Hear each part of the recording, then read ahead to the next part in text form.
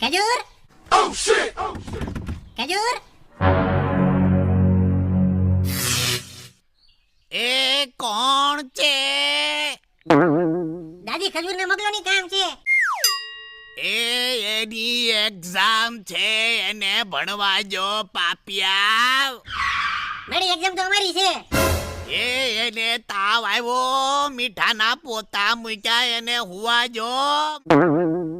હારવા મળી જાય છે.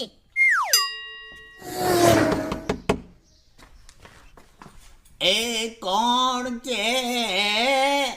खजूर के लिए मनी ऑर्डर आया है. Money order